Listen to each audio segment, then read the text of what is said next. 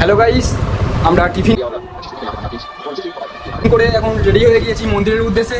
তো আমরা মন্দিরে যাওয়ার জন্য সবাই রেডি। তো এখন যাওয়া যাক। হ্যালো বন্ধুরা, আমিও রেডি হয়ে গেছি, একদম রেডি। চলো যাওয়া যাক মন্দিরের উদ্দেশ্যে। বাই। চলো যাওয়া যাক। তো দেখতে পাচ্ছ এখন প্রচুর রোদ, পেছনে চারজন বন্ধু ওরাও আসছে। তো একদম রাস্তায় বেরিয়ে পড়েছি। চলো মন্দির সামনে গিয়ে একবার দেখা হবে। বাই।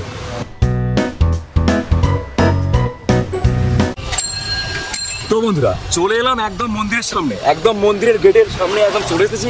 তো পেছনেই একদম মন্দিরের বড় গেট। তো চলো একদম মন্দিরের ভেতরে গিয়ে তোমাদের সঙ্গে পুরো ভিডিওটা শেয়ার করছি। চলো যাওয়া যাক। জগন্নাথ মন্দিরের এটাই সেই একদম প্রথমের গেট। গেট থেকে ঢোকার সামনেই পড়বে এই 5 নম্বর গেট। দেখতে পাচ্ছ লেখা আছে বড় বড় অক্ষরে 5 নম্বর গেট। তারপরে আছে তো দেখতে পাচ্ছ অনেক দূরে মন্দির। তো মন্দিরের সামনে গিয়ে তোমাদের সঙ্গে ভিডিওটা শেয়ার করছি।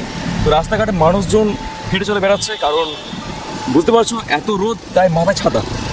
তো সামনে আছে অনেক মন্দির। তো এখানে একটা বড় বড় অক্ষরে লেখা আছে, এই সামনেই দেখতে পাবে তোমরা যদি দেখো ঠিক করে। রোদের জন্য অনেকটা বোঝা খুব মুশকিল।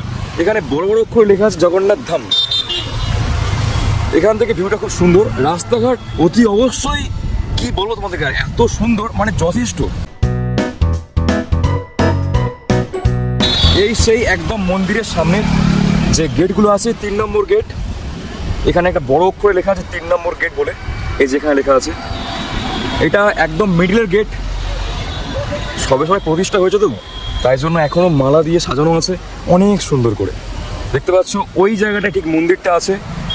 তো তোমাদেরকে একদম ভালো করে ভিডিও করে আমি দেখাবো। আর এটা একদম 3 নম্বর, মানে পরপর 3টে গেট, তাই বললাম 3 নম্বর, না হলে এটা 3 নম্বর গেট। চলো এখান থেকে গেটটা এমনটাই লাগছে। এখানে একটা পুকুরের মধ্যে বেশ সুন্দরভাবে সাজানো আছে এই টাইপের চেনগুলো দিয়ে। দেখতে পাচ্ছ কত মানুষজন এখানে আড্ডা মারছে।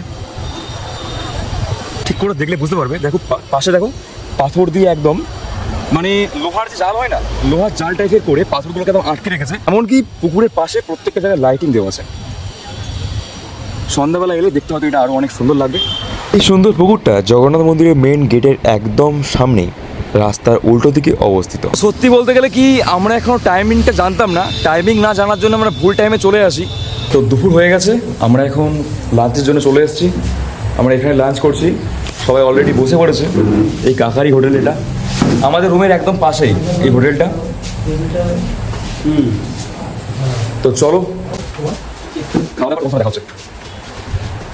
তো সুন্দর বেশি আছে, সবাই অলরেডি বসে গেছে খাওয়ার জন্য। চলো এবার আমিও বসে পড়ি। বাই।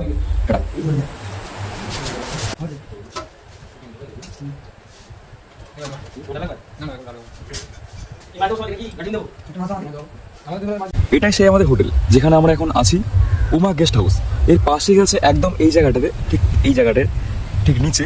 হোটেলের নাম তোমাদেরকে বলতে পারলাম না, কারণ এই হোটেলের কোনো পার্মানেন্টলি নাম নেই, তাই তোমাদের বলতে পারলাম না। কিন্তু একদম আমরা যেখানে আছি তার পাশে এই হোটেলটা। 50 টাকার মধ্যে সবজি ভাত, অনেক সুন্দর খাবার, মানে খেয়ে পেট ভরেছে, মন শান্তি হয়েছে। তাই তোমাদের বলছি তোমরা এখানে এসে খেতে পারো, কোনো চাপ নেই। আর সন্ধ্যাবেলা ভাত পাওয়া যায়, কিন্তু আগে থেকে বুকিং করতে হয়, তারপর সন্ধ্যাবেলা খাবার পাওয়া যায়। তো এখন অলরেডি বন্ধ করে দিয়েছে। টাইম যেটা আমি শুনলাম, সকাল 6টা থেকে দুপুর 1টা পর্যন্ত এটা খোলা থাকে, তারপর বন্ধ হয়ে যায়। আবার দুপুর 3টে থেকে রাত 8টা পর্যন্ত খোলা থাকে। তো আমরা তখনই আসবো, তোমাদের সঙ্গে ভিডিওটা অবশ্যই শেয়ার করবো। এই ব্লগটা এখানেই শেষ করছি। তো তোমাদেরকে পরের ব্লগে আবার দেখা হচ্ছে। Bye, tata.